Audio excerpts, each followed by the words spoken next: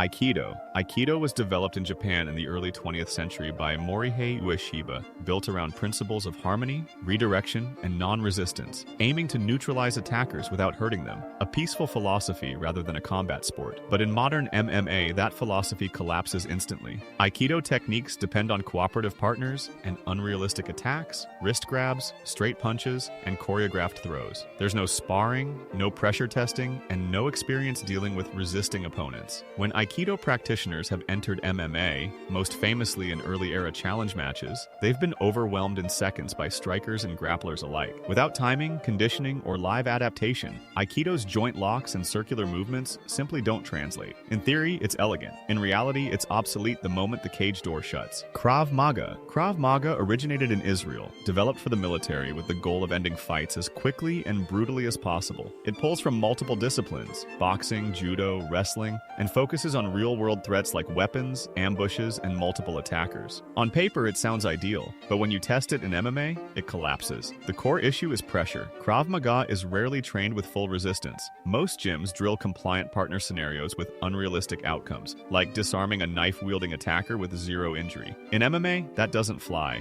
No high-level UFC fighter has ever entered the cage with Krav Maga as their base. It simply doesn't hold up against resisting opponents who hit back, move, feint, and adapt. Krav Maga teaches concepts, not live-tested technique. And without sparring under pressure, concepts don't survive the chaos of a real fight. Kung Fu. Kung Fu is one of the oldest and most diverse martial traditions in the world, developed over centuries in China and branching into countless regional styles, from Shaolin to Wing Chun. Its foundation lies in forms, or kata, which are choreographed routines meant to refine precision, posture, and philosophy rather than combat effectiveness. In modern MMA, that's the problem. Most Kung Fu styles were never pressure tested under full resistance. The techniques look impressive but aren't designed for opponents who strike back, feint, and clinch. They lack modern fundamentals like takedown defense, striking angles, and realistic guard work. Some UFC fighters, such as Zabit Magomedsharipov, have used elements of Kung Fu effectively, but only when blended with wrestling and boxing. On its own, Kung Fu remains largely symbolic, an art of discipline and form, not a tested method for combat sports. Taekwondo. Taekwondo is a Korean martial art known for its explosive kicking techniques and Olympic pedigree. It emphasizes high, fast, and often spinning kicks, developed for speed and showmanship more than street realism.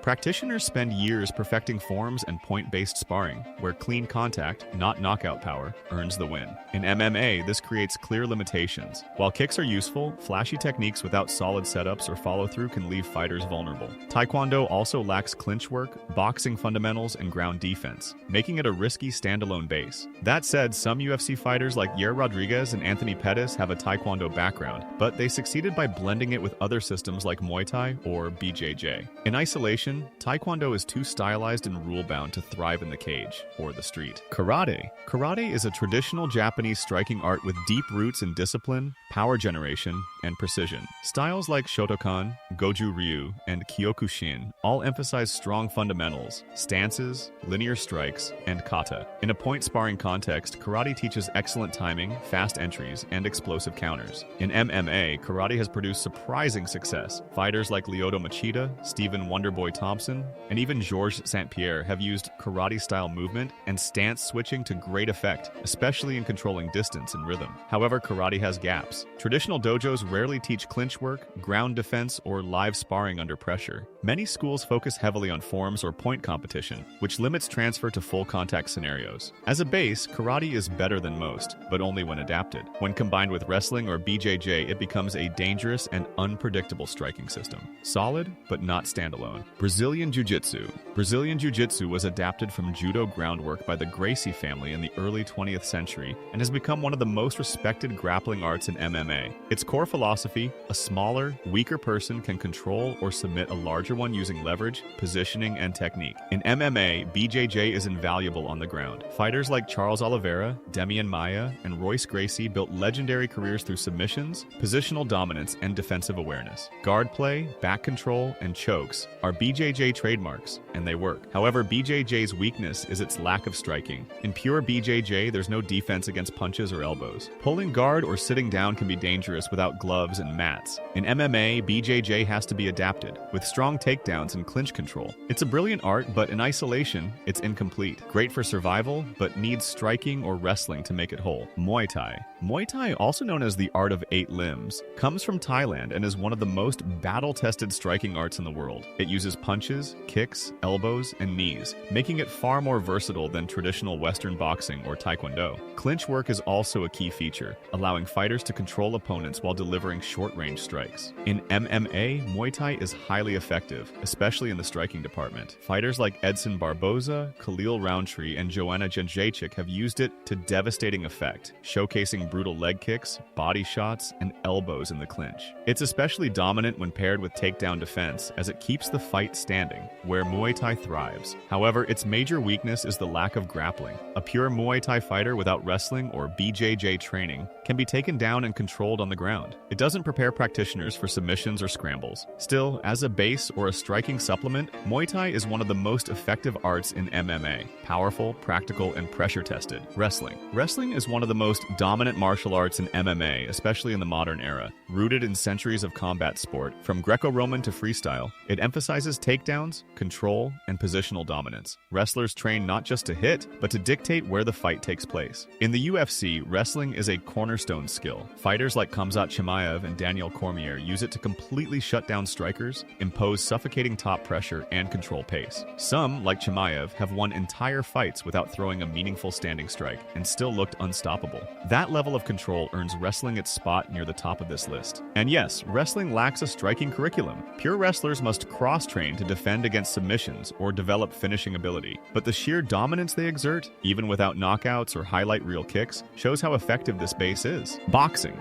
Boxing is the most widely adopted striking base in MMA. It focuses on punches, head movement, footwork, and defensive positioning. Core techniques include the jab, cross, hook, and uppercut, all trained through live sparring and constant repetition. Unlike traditional martial arts, boxing removes non-functional techniques and hones only what works under real pressure. Its value in MMA is substantial. Fighters with strong boxing backgrounds consistently show success in stand-up exchanges. Examples include Dustin Poirier, Max Holloway, and Ilia Topuria, all of whom rely heavily on boxing fundamentals to control distance, pace, and output. Boxing also teaches essential timing, angles, and evasive movement, all critical in MMA, where striking happens in small windows of opportunity. However, it does have limitations. There are no kicks, no grappling techniques, and minimal clinch control. That means it's incomplete as a total MMA system, but extremely effective when paired with even basic takedown defense or jiu-jitsu. Boxing isn't just useful, it's foundational. Without it, most fighters can't compete at the elite level. Sambo. Sambo is a Russian martial art developed in the Soviet Union during the early 20th century. Its name comes from Samozashchita bez orужия, meaning self-defense without weapons. The system was designed for military hand-to-hand combat and combines elements of judo, wrestling, and traditional Russian grappling arts. There are two main forms: sports Sambo, which focuses on throws and submissions, and combat Sambo, which adds striking. While not as widespread as wrestling or BJJ, Sambo has proven to be one of the most effective MMA bases when properly applied. It emphasizes explosive takedowns, top control, and submission chaining, all crucial for octagon dominance. Fighters with a Sambo base are typically comfortable both standing and on the ground, with enough striking to set up entries and enough grappling to control outcomes. Despite its relatively low representation in global MMA, its success rate is disproportionately high. Khabib Nurmagomedov, Islam Makhachev, and Fedor Emelianenko all come from a Sambo foundation, and all three are considered among the most dominant fighters in MMA history. Khabib and Islam, in particular, have shown how Sambo allows complete control of opponents without relying on prolonged striking exchanges. In essence, Sambo is MMA ready straight from the source. It doesn't require as much cross-training as other styles because it was built for multi-dimensional fighting. That's why it earns the top tier, not for its popularity, but for its proven dominance at the highest level.